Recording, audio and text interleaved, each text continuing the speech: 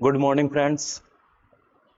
मैं हिमांशु सिंह साकेत आईएएस के YouTube channel से आपका फिर से स्वागत करता हूं। ठीक है, आज आपका जो ये सीरीज चल रही है distribution of ocean and continent और उसका ओरिजिन, ठीक है, इसकी बात कर रहे थे हम लोग लास्ट वीडियोस में। हमने पिछले वीडियोस में हमने बात किया था, जो फर्स्ट थ्योरी थी वैगनर की, वो थी कॉन्टिनेंटल ड्रिफ्ट थ्योरी।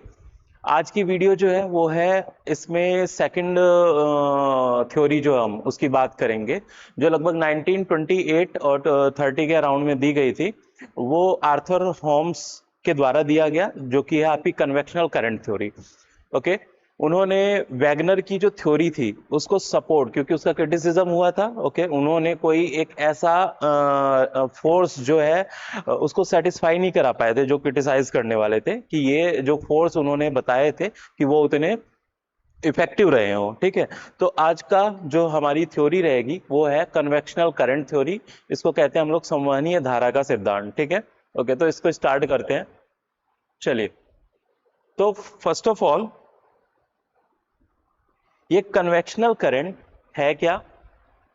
ओके, और ये काम कैसे करता है? ठीक है, और ये कैसे कॉन्टिनेंट्स को स्प्लिट करता है, दो पार्ट्स में तोड़ता है और साथ ही साथ उसमें ड्रिफ्ट कराता है। ठीक है, तो उसको जो बेस तो इन्होंने लिया आर्थर होम्स ने। फर्स्ट ऑफ ऑल इसका नाम लिख दें, कन्वेक्शनल करंट थ्योरी। ओके, ये दिया गया किसके द्वारा? Arthur Holmes. 1928 30 के अराउंड में ये दिया गया। ठीक है, ओके। जब इनकी ये थ्योरी आई लगभग 1930 तक, और उसी समय आपके जो ये वैगनर थे जिन्होंने कॉन्टिनेंटल ड्रिफ्ट थ्योरी दी थी, ठीक है, तो वो पास अवे कर गए थे। ठीक है, तो अब ऐसी सिचुएशन में क्या था, उनकी थ्योरी जो दी गई थी उतनी की उतनी ही रह गई। अगर वो मे भी रहते तो फिर उसको अपडेट भी कर सकते थे। ठीक है, बट उन्होंने फाइनली जो अपनी थ्योरी दी वो उतनी ही रह गई। फिर उसके सपोर्ट में conventional current theory Arthur Holmes के द्वारा दी गई, और उन्होंने बेस उसी थ्योरी को लेकर और बताया कि जो उसमें ड्रिवन फोर्स हैं, जो उन कॉन्टिनेंट को ड्राइव करा रहे हैं, एक जगह से दूसरी जगह ड्रिफ्ट करा रहे हैं, उसके पीछे ये कन्वेक्शनल करंट काम करते हैं। ठीक है, ये कन्वेक्शनल करंट है क्या, इसको समझते हैं हम लोग। ओके, देखिए, यह है हमारे अर्थ का इंटीरियर, जिसमें अगर हम बात करें, it is outer core, it is outer core. Okay, जो कि लिक्विड नेचर का होता है, पता होगा आप लोगों को। इसके ऊपर जो है आपका क्या है, ये पूरा मेंटल है। Okay, it is a mental. अब मेंटल का जो इतना पोर्शन अगर हम छोड़ दें, ये ऊपर वाला, ये है सॉलिड स्टेट में। ठीक है, और ये ऊपर है आपका इतना क्रस्ट। क्रस्ट और मेंटल का ये अपर पार्ट जो सॉलिड स्टेट में, इन दोनों को मिला के हम लोग क्या कहते हैं? It is a lithosphere. Lithosphere यानी इसको हम लोग कहते हैं स्थल मंडल। स्थल मंडल, क्लियर? ओके, अब इसके नीचे अप टू 600 700 किलोमीटर तक की डेप्थ तक, ओके, जो आपकी लेयर है वो है लिक्विड नेचर की, सेमी मोल्टन स्टेट में। इसमें मैग्मा और बाकी अदर मटेरियल्स होते हैं। ठीक है, अब ऐसे में ये लिक्विड स्टेट में है, इसको हमने नाम दे दिया क्या? एस्थेनोस्फीयर। एस्थेनोस्फीयर पहले हम बात कर चुके हैं इसकी, या इसको कहते हैं दुर्बल मंडल।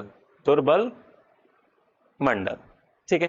यहीं पर ये जो कन्वेक्शनल करंट है वो इसी एरिया में डेवलप होती है।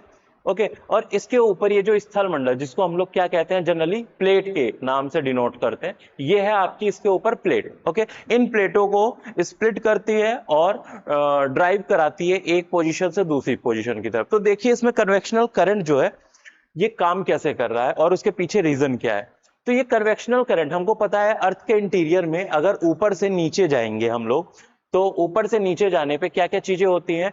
टेम्परेचर, इसमें ये इंक्रीज होता है, वृद्धि होती है। दूसरा, प्रेशर, ये भी इंक्रीज होता है। डेंसिटी ऑल्सो, ये भी इंक्रीज होता है। ओके, तो इसमें अगर हम बात करें, इस पॉइंट पर जो टेम्परेचर है, इस पॉइंट पर जो टेम्परेचर है वो इस पॉइंट के टेम्परेचर से क्या होगा, हाई होगा, यानी टेम्परेचर यहाँ पे हाई है और यहाँ पे टेम्परेचर लो रहता है, ठीक है। दूसरी चीज, इन जो ये आपका एरिया है, यहाँ पे कुछ रेडियो एक्टिव एलिमेंट्स होते हैं, जैसे यूरेनियम, थोरियम, इस टाइप के। उन रेडियो एक्टिव एलिमेंट्स की वजह से यहाँ पे एनर्जी काफी ज्यादा बढ़ जाती है, ठीक है। अब ये तो इंटीरियर में है, तो यहाँ एनर्जी का डिके होगा नहीं, ओके। बट ऊपर की बात करें तो धीरे धीरे ये शिफ्ट होती जाती है और एनर्जी ऊपर, तो ऊपर की तरफ एनर्जी जो होती है वो थोड़ा कम रहती है एज कंपेयर टू नीचे वाली लेयर से, ठीक। अब यहाँ पे नीचे हाई टेम्परेचर, ऊपर लोअर टेम्परेचर, तो ऐसी सिचुएशन में क्या होता है, देखिए, जब किसी भी नॉर्मल सा है ये, कि अगर मान लो किसी चीज को, हम लिक्विड को, इसको हीटअप करें, तो हीटअप होने से क्या होता है कि वो लिक्विड फैलता है, ठीक है। फैलने की वजह से क्या होगा, उसकी डेंसिटी कम होगी, डेंसिटी कम होने से क्या होता है, वो हल्का होएगा, और हल्की चीजें किधर जाती हैं, अपसाइड जाएंगी, ठीक है। उसी के रिवर्स में अगर वो ठंडा होता है तो क्या होगा, उसकी डेंसिटी इंक्रीज होएगी, बढ़ेगी, और डेंसिटी बढ़ने से उसका वजन हैवी जो होगा, वेट होगा, हैवी होगा, और उसकी वजह से वो नीचे बैठता है, सिंक करता है, ठीक है। यही बेसिक सा कॉन्सेप्ट यहाँ पे ये करंट का काम करेगा। तो यहाँ पे नीचे हाई टेम्परेचर है, तो जो मोल्टन मैग्मा वगैरह होता है वो हीटअप हो जाता है, हीटअप होने की वजह से डेंसिटी उसकी कम हो रही है और वो अपराइज कर रहा है, इधर ऊपर टेम्परेचर कम है तो यहाँ की ओर ऊपर उठना शुरू करता है, ठीक है। अब ऊपर उठने के बाद क्या होता है, इस डायरेक्शन में, इस डायरेक्शन में ये फैलेगा। ये जो ऊपर उठ रहा है इसको हम लोग कहते हैं क्या, upwelling. It is upwelling, okay. और यहां पे ऊपर पहुंचने के बाद भाई ये फैलने शुरू करेगा, अब दोनों डायरेक्शन में ये मूव कर रहा है। अब ऊपर की लेयर में हमको पता है यहाँ पे टेम्परेचर कैसा होता है, लो होता है, तो टेम्परेचर लो होने की वजह से क्या होगा, ये धीरे धीरे ठंडा होता जाएगा, और ठंडा होने के बाद जब ये हैवी होगा तो कहाँ, अगेन ये नीचे की तरफ बैठना शुरू करेगा, सिंक करना शुरू करेगा, ठीक है। अगेन इस डायरेक्शन में, इस डायरेक्शन में मूव करेगा, तो फिर यहाँ पे अगेन टेम्परेचर बढ़ेगा, फिर से ये राइज करना शुरू करेगा। तो ये कॉन्टिन्यू रिपीटेडली ये सर्कुलर मोशन में अपनी मूवमेंट होता रहता है। तो जब ये मूवमेंट एक पोजीशन से दूसरी पोजीशन तक, यानी हाई टेम्परेचर से लो टेम्परेचर की तरफ इस मोल्टन मटेरियल का मूवमेंट होता है, उसी को हम लोग क्या कहते हैं, करंट, ओके। वही हो गया आपका करंट, ठीक। तो ये करंट जो है यहाँ पे देख रहे हैं आपको, एक ये सेल बन गई, इसी तरीके से यहाँ पे नीचे एक सेल बन जाती है, ओके। अगेन ये आएगा, इसी तरीके से यहाँ पे भी एक सेल बन जाएगी, ठीक है। तो ये कन्वेक्शनल सेल, ये कन्वेक्शनल सेल, अगली कन्वेक्शनल सेल अगेन। तो आर्थर होम्स क्या कहते हैं कि हमारे मेंटल के इस वाले पोर्शन में जो कन्वेक्शनल सेल है वो पूरा फैला हुआ है, ठीक है ना, यानी पूरी हमारे अर्थ पर देखें तो चारों ओर आपके कन्वेक्शनल सेल इस तरीके से मिलेंगे, ठीक है।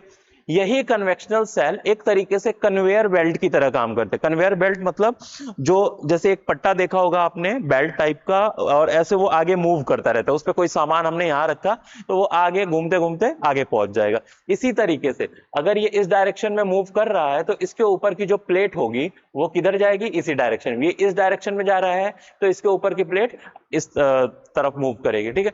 तो इस तरीके से ये जो सेल होती है ये एक कन्वेयर बेल्ट की तरह काम करती है, ठीक है। और यही मेन जो है, उन जो वैगनर की कॉन्टिनेंटल ड्रिफ्ट थ्योरी थी, उस ड्रिफ्ट का जो उन्होंने कारण बताया था, उसका मेन कारण आर्थर होम्स ने बोला कि उसका मेन जो साइंटिफिक रीजन है वो ये है, इसकी वजह से प्लेटें आपस में टूटती हैं और टूट के वो दूर होती जाती हैं, ठीक है, ओके। तो इसको हम कुछ फिगर पे चलते हैं। फर्स्ट ऑफ ऑल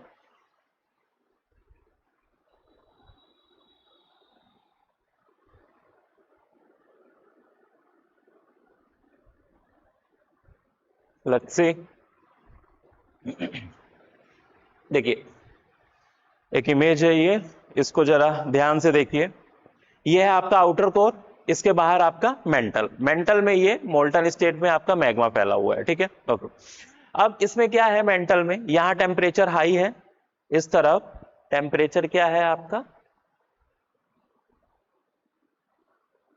ले लेते हैं किसी को, यहाँ पे टेम्परेचर भाई आपका हाई है और इधर टेम्परेचर आपका लो है।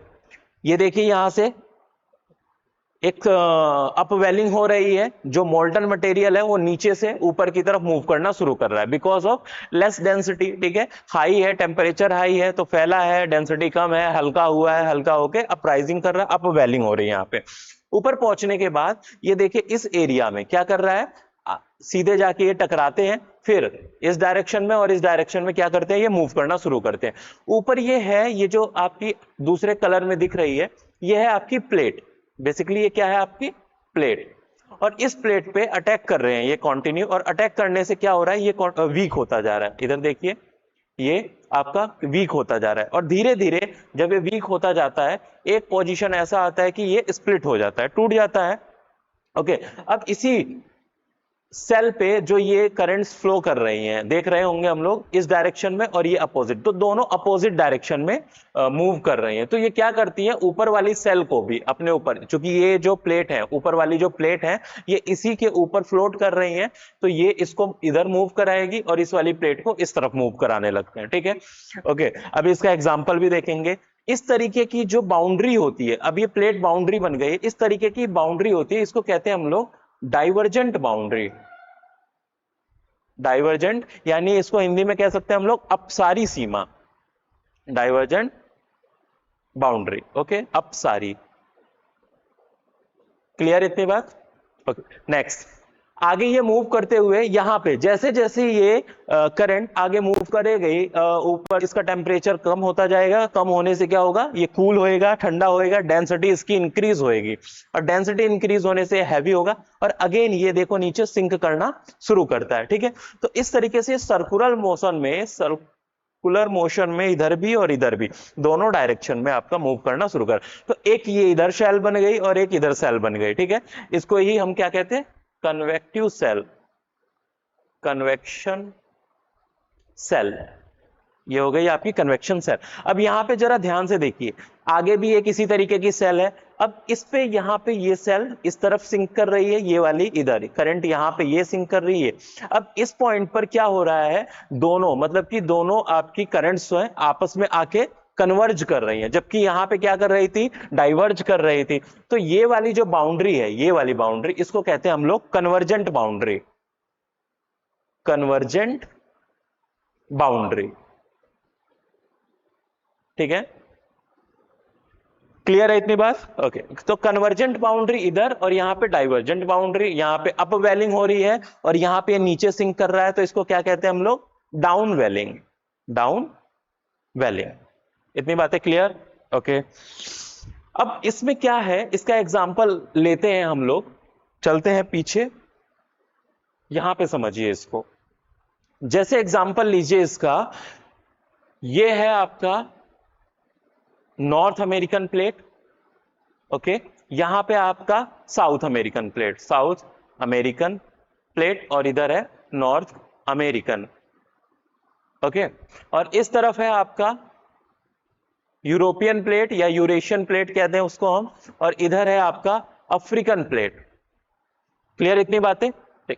तो जैसा कि वैगनर ने बताया था कि ये सारी प्लेटें क्या हैं, आपस में पहले पेंजिया था, एक साथ मिली हुई थी, ठीक है। बाद में धीरे धीरे इनमें स्प्लिट हुआ, स्प्लिट होने के कारण क्या हुआ, इसके बीच में एक ओशियन, नेसेंट सी एंटर करता है, उसको हम लोग क्या कहते हैं, अटलांटिक सी के नाम से भी जानते हैं, Atlantic, Atlantic ocean, it is Atlantic ocean, इसके बीच में आपका एंटर कर जाता है। क्लियर है? तो अटलांटिक ओशियन, अब ये किधर मूव कर रहा है, वेस्टवर्ड डायरेक्शन में, इनका इधर मूव हो रहा है, ठीक है। इसकी वजह से क्या हो रहा है, अटलांटिक ओशियन में क्या हो रहा है, फैलाव हो रहा है, ठीक है। तो ऐसे पॉइंट पे क्या होता है, इसको समझिए। मान लो ये अटलांटिक ओशियन का बॉटम है, ओके, इधर आपका हो गया नॉर्थ अमेरिका, साउथ अमेरिकन यानी कॉन्टिनेंट, इधर भी हो गया आपका कॉन्टिनेंट, और ये है आपका ओशियन, ठीक है। अब यहां पे नीचे सेल है, कौन सी, कन्वेक्टिव सेल, इस तरीके से मूव कर रही है, नीचे जा रही है, इस तरीके से मूव कर रही है, नीचे जा रही है। और यहां पे जरा ध्यान दें, इसको मैं मिटा दें, हाँ, इधर ये है आपकी कॉन्टिनेंटल प्लेट, यहां पे कन्वेक्टिव सेल नीचे आ रही है, इधर भी आपकी नीचे आ रही है, सब ठीक। तो यहां पे ये है कन्वर्जेंट बाउंड्री और ये है यहां पे डाइवर्जेंट बाउंड्री, बस हमें इन दो पॉइंट को फोकस करना है। देखिए डाइवर्जेंट बाउंड्री पे क्या हो रहा है, ये स्प्लिट होएगा, जो आपका अटलांटिक ओशन वाला एरिया है, उसका बॉटम है, यानी उसकी क्रस्ट है, वो टूटी, और क्रस्ट टूटने के बाद ये वाली करंट उसको इस डायरेक्शन में मूव करा रही है, इधर की करंट इसको इस डायरेक्शन में मूव करा रही है। अब जैसे ही ये दोनों प्लेटें आपस में दूर होती हैं, तो नीचे से कौन आ रहा है? मैग्मा आ रहा है, ठीक है। मैग्मा आ जाता है सरफेस पे, उनकी जगह जो गैप खाली हुआ है, मान लो इधर इधर ये दोनों प्लेटें हैं, स्प्लिट हुई, तो इसके खाली गैप में कौन आ जाता है? मैग्मा एंटर कर जाता है, और मैग्मा आके इस बाउंड्री पे जहां से वो ओरिजिनेट हो रहा है अर्थ से, उसके पास आके धीरे धीरे जमने लगता है, ठीक है। और उसकी हाइट ऐसे जमकर क्या होता है, ऐसे अपलैंड या हाईलैंड टाइप के बनाने लगते हैं। इसी को हम लोग क्या कहते हैं? रिज, RID, रिज, या हिंदी में इसी को कहते हैं हम लोग कटक। तो ये है मिड ओशियनिक रिज, चूंकि ओशन के ये आपके मिड में मिल रहा है, इसको हम लोग क्या कहते हैं? Mid oceanic, oceanic ridge. ये कहां बन रहा है? ओशियनिक क्रस्ट के ऊपर बन रहा है, ठीक है, ओके। इसी तरीके के मिड ओशियनिक रिज जो है, बेसिकली अगर हम बात करें तो सबसे ज्यादा आपके अटलांटिक ओशन में ये फैले हुए हैं। और आपके इसके अटलांटिक ओशन के मिड में देखें, अगर सैटेलाइट इमेज की बात करें उसकी, तो आपको देखने को मिलेगा कि इसके अटलांटिक ओशन के मिड पार्ट में इसी तरीके की एक लंबी श्रृंखला मिलती है इन रिजेस की, ठीक है। ये रिज क्या है? आपके एक तरीके के इग्नियस रॉक्स हैं, जो कि इन्हीं मेंटल से हाँ निकला हुआ जो मैग्मा है, उसके ठंडा होने से बॉटम पर, जो ओशन का बॉटम है, वहां पे सॉलिडिफाइड होके जम गए हैं, ठीक है। तो यहां पे यानी हमको क्या पता चला कि जो भाई जो डाइवर्जेंट बाउंड्री है, डाइवर्जेंट बाउंड्री है, वहां पर क्या होता है? मिड ओशियनिक रिज या महासागरीय, मध्य महासागरीय कटक का निर्माण होता है, ठीक है। अब आते हैं इस तरफ, यहां पे देखिए आपका दो करंट्स आपस में क्या कर रही हैं? कन्वर्ज कर रही हैं। ये कन्वर्जेंट बाउंड्री है, तो इसको हम नेक्स्ट फिगर में समझते हैं। मान लो यहां पे है कौन? कॉन्टिनेंटल क्रस्ट, ओके, और यहां पे है आपकी ओशियनिक क्रस्ट। इसके बारे में हम पहले बता चुके हैं कि कॉन्टिनेंटल क्रस्ट और ओशियनिक क्रस्ट, इन दोनों में अगर हम देखें दोनों को कंपैरेटिवली, तो यहां पे सबसे हैवी कौन है? ये हैवी होता है और ये लाइट होता है, ओके, ठीक।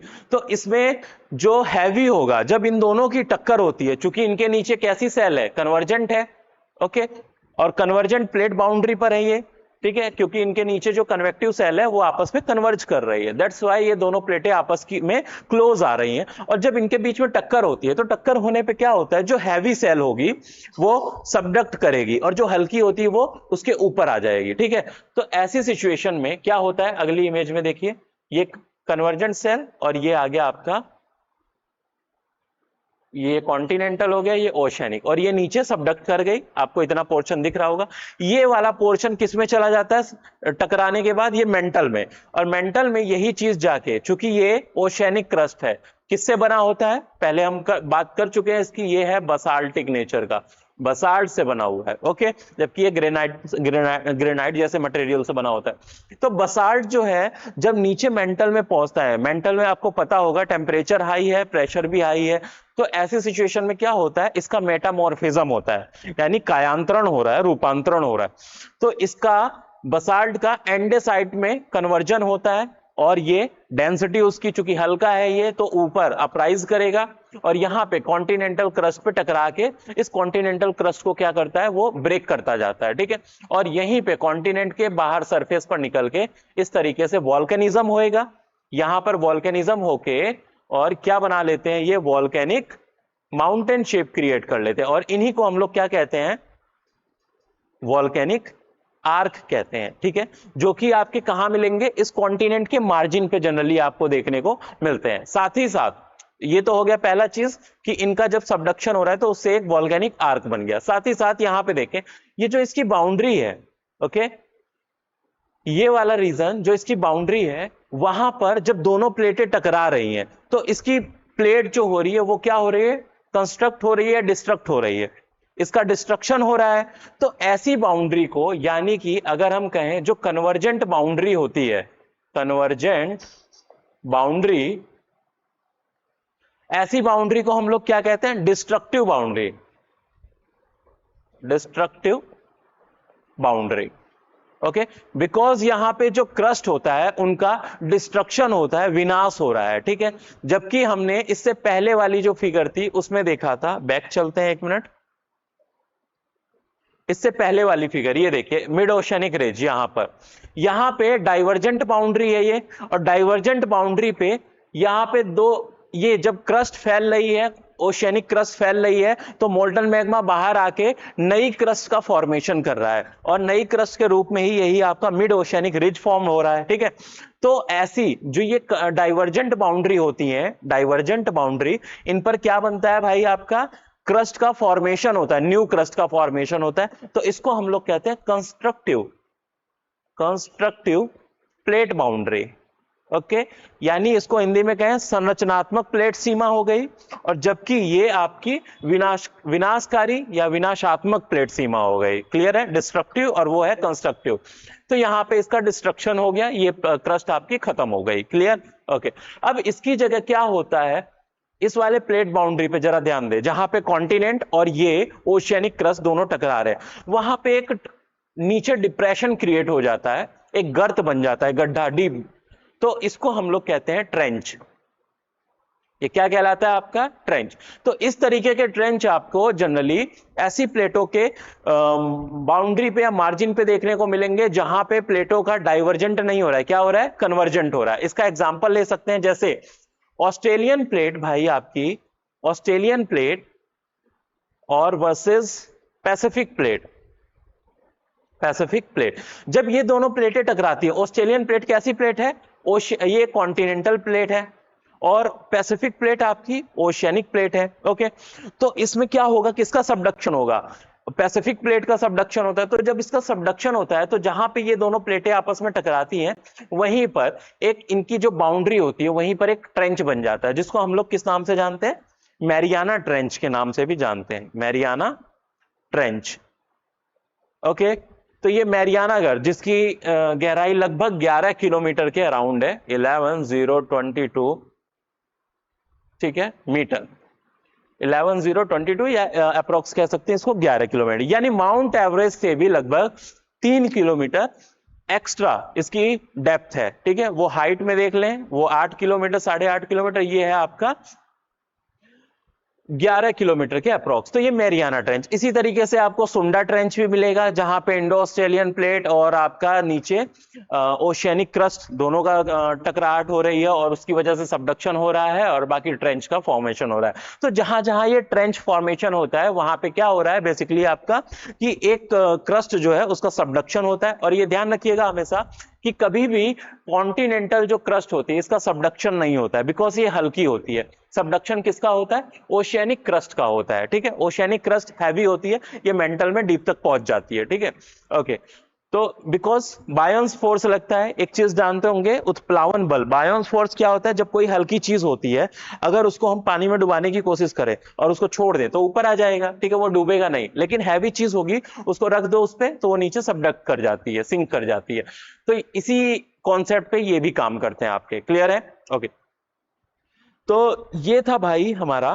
तो इसमें आर्थर होम्स ने यही बताया कि जो ये कन्वेक्टिव सेल हैं, ये एक तरीके से कन्वेयर बेल्ट की तरह काम कर रहे हैं, और जहां पे ये डाइवर्ज हो रहे हैं, वहां पे दो प्लेटों को आपस में अलग कर रहे हैं, ठीक है। और उसकी वजह से वहां पे डिप्रेशन बनता है, नेसेंट सी का फॉर्मेशन होता है। इसका एग्जाम्पल हम लोग ले सकते हैं, एक और एग्जाम्पल मैं आपको दे दूं, जैसे ये है आपका,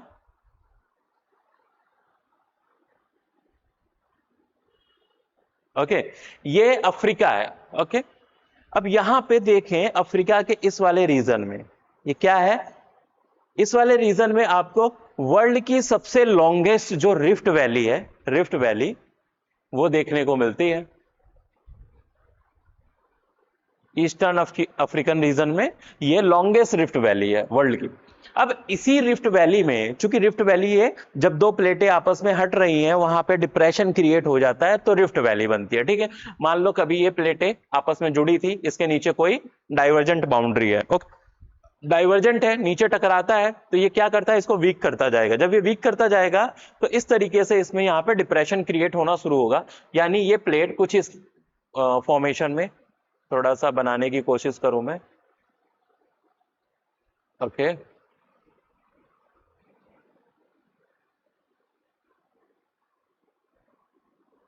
एक रफली इमेज बनाया, देखिए पहले ओरिजिनल पोजीशन इसकी ऐसी थी, ये सेम पूरा एक प्लेट था, बाद में इन डाइवर्जेंट करंट ने क्या किया, इसको ब्रेक करना शुरू किया, जब ब्रेक होगा तो ये इस तरीके से स्प्लिट होना शुरू हो जाता है, टूटता है, और धीरे धीरे थर्ड फेज में क्या हो जाएगा, ये दोनों सेपरेट हो जाएंगी, अलग हो जाएंगी, ठीक है।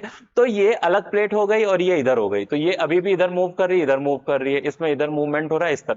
यही जो डिप्रेशन है ना, यही आपका क्या कहलाता है, भ्रंश घाटी या रिफ्ट वैली कहलाता है। इसी रिफ्ट वैली में जब ओशियन वाटर एंटर कर जाता है तो वहीं पे धीरे धीरे नेसेंट सी, पहले लेक्स बनती हैं, फिर नेसेंट सी, इस टाइप की चीजें बनेंगी, और यही एक लॉन्ग टाइम पीरियड में क्या बना लेता है, एक ओशियन का शेप ले लेता है। जैसे यहां पे अगर हम ईस्ट अफ्रीकन रीजन की बात करें तो यहां पे ये जो आपका रिफ्ट वैली है, इसी रिफ्ट वैली में अफ्रीका की जो लेक सिस्टम है वो पूरी डेवलप है। यहां पे आप देखें तो बहुत सारी लेक्स मिलेंगी नीचे से लेके, ठीक है। तो ये सारी लेक्स किस में है, इसी लेक टांगनिका हो गया, न्यासा वगैरह, ये सारी लेक्स हैं आपकी ब्लू नाइल, जिससे नाइल रिवर्स भी ओरिजिनेट हो रही हैं, ठीक है। तो यहाँ पे ऐसे नॉर्थ से लेके साउथ तक फैली हुई है, वो रिफ्ट वैली में ही वाटर के स्टोर होने की वजह से डेवलप हुई है। अब ये क्या है कि इसके नीचे की जो प्लेट है, यानी ये जो इसके नीचे की कन्वेक्शन करंट है वो डाइवर्जेंट है, ओके, और डाइवर्जेंट होने की वजह से इस प्लेट को वो क्या कर रही है, स्प्लिट करे। अब धीरे धीरे साइंटिस्ट का मानना है कि आने वाले लगभग मिलियंस ऑफ ईयर्स का टाइम फ्रेम में अगर देखें तो ये क्या हो जाएंगी, ये पार्ट जो है अफ्रीका से कट के अलग हो जाएगा, ठीक है। और यहां पे जैसे अफ्रीका के इस वाले रीजन में बात करें, इस इधर है अरेबियन पेनिनसुला, और यहां पे एक सी है, कौन सा सी है, रेड सी। तो जैसे रेड सी है वैसे ही यहां पे भी एक सी डेवलप हो जाएगा, और ये वाला एरिया अलग हो जाएगा, ये वाला एरिया अलग हो जाएगा, ठीक है। तो इस तरीके से कोई एक नेसेंट सी वहां पे डेवलप हो जाएगा, ठीक है। रेड सी भी इसी तरीके से डेवलप हुआ था। अभी यहाँ पे रिफ्ट वैली है, तो रिफ्ट वैली तो सबसे पहले क्या बनता है, वहां पे रिफ्ट वैली बनती है, फिर नेसेंट सी बनता है, ये स्टेज होता है, पहले रिफ्ट वैली बनेगी, फिर नेसेंट सी बनेगा, फिर जब इनके बीच में दूरी ज्यादा हो जाती है वही ओशियन का रूप ले लेता है, ठीक है। तो ये कुछ इसके एग्जाम्पल थे। तो हमने इसमें देखा इस थ्योरी में क्या है भाई, एक बार रिवाइज कर लें इसको। देखिए दो बाउंड्री है, कन्वर्जेंट बाउंड्री और दूसरी है आपकी डाइवर्जेंट बाउंड्री, ठीक है। ये कन्वर्जेंट बाउंड्री और डाइवर्जेंट बाउंड्री यानी कि इनके नीचे जो आपकी कन्वेक्शनल सेल है, कन्वेक्शनल करंट है, वो कन्वर्ज कर रही है, ओके, और यहां पे डाइवर्ज कर रही है, जिसकी वजह से ऊपर की जो प्लेट है वो भी इसी अकॉर्डिंग मूव करती है, ठीक है। तो उनका भी कन्वर्जन और डाइवर्जेंस होता है, ठीक। तो कन्वर्जेंस जहां पे होता है वहां पर क्या होता है, प्लेट का डिस्ट्रक्शन होता है, ओके, ठीक है, यानी प्लेटों का विनाश हो रहा है, ठीक है। और वहां पे क्या बनते हैं, ट्रेंचेस फॉर्म हो रहे हैं, एंड इसके अलावा कन्वर्जेंस हो रहा है, तो वही मैंने बताया था एंडेसाइटिक का बसाल्ट का एंडेसाइटिक में कन्वर्जन हो रहा है, नीचे वो मेल्ट होके ऊपर उठ रही है और कॉन्टिनेंट पर क्या बना रहे हैं, वॉल्केनिक आर्क। तो इस तरीके के आर्क भी वो शेप करती है। तो ये किस पे बनते हैं भाई, कन्वर्जेंस की होने की वजह से। डाइवर्जेंस पे क्या होता है, डाइवर्ज हो रहा है, तो इसमें जो मेन फीचर है रिफ्ट वैली, ओके। इसके अलावा आपका मिड ओशियनिक रिज, मध्य महासागरीय कटक, ऐसे स्ट्रक्चर का फॉर्मेशन होता है, ठीक है। तो इसको इसलिए हम लोग क्या कहते हैं, कंस्ट्रक्टिव प्लेट बाउंड्री। क्लियर है इतनी बातें, ओके। तो ये डिस्ट्रक्टिव और ये कंस्ट्रक्टिव। तो बेसिकली जो वैगनर की थ्योरी थी उसमें जो उसने फोर्सेस बताए थे उसका जब क्रिटिसिज्म किया गया तो आर्थर होम्स ने अपनी कन्वेक्शनल करंट थ्योरी दी, जिसने उस थ्योरी को सपोर्ट कराया, ओके। और उसके पीछे जो एक साइंटिफिक क्या कह सकते हैं इसको, एविडेंस दिया या एक तरीके से प्रिंसिपल दिया, वो ये प्रिंसिपल, इसको काफी ज्यादा वैल्यू मिली। बाद में फिर जब प्लेट टेक्टोनिक मूवमेंट आता है, ठीक है, वो भी इसी थ्योरी को बेस मान के मूवमेंट की बात की गई है। आगे हम देखेंगे इसके आगे सी फ्लोर स्प्रेडिंग थ्योरी, ठीक है, उसमें भी इसी थ्योरी को लिया गया, ठीक है। तो इसको आज एक साइंटिफिक रूप से काफी वैलिड थ्योरी माना जाता है, ठीक है, ओके। तो यहां से इसकी थ्योरी की पुष्टि होती है, ठीक। तो इतनी बातें थी हमारी किसमें, कन्वेक्शनल करंट थ्योरी में, क्लियर है? ओके, तो आज के लिए इतना ही। नेक्स्ट वीडियो में हम लोग बात करेंगे सी फ्लोर स्प्रेडिंग की और प्लेट टेक्टोनिक। ये दो थ्योरी आपकी बची हुई इससे, सी फ्लोर स्प्रेडिंग और प्लेट टेक्टोनिक। तो सी फ्लोर स्प्रेडिंग हैरी हेस का और प्लेट टेक्टोनिक डब्ल्यू.जे. मॉर्गन का, लगभग 1960s के टाइम में, 1960s के टाइम में उस समय आई। एक्चुअली क्या था, अभी तक हमको सी फ्लोर और इन सब की ज्यादा जानकारी नहीं थी। ओके, अब ऐसे सिचुएशन में ये सब स्टडी थे, जियोलॉजिकल स्टडी थी, उन सब के बेसिस पे सब काम करते थे। अब 1960s में जब after second world war submarine वगैरह का ओरिजिन होता है, वहां पे सबमरीन्स क्या करती हैं, सोनार वेव्स का यूज कर रहे हैं ये, और उससे हमें जो ओशन का बॉटम होता है उसके बारे में, उसकी रिलीफ्स के बारे में, अपलैंड हाईलैंड जो भी है उसमें बने हुए स्ट्रक्चर, उनकी जानकारी मिलती है। तो उससे काफी कंफर्मेशन मिली और उनको इसमें एविडेंस के रूप में लिया गया। तो आगे हम इन दोनों थ्योरीज को देखेंगे। ठीक है, ओके, थैंक यू।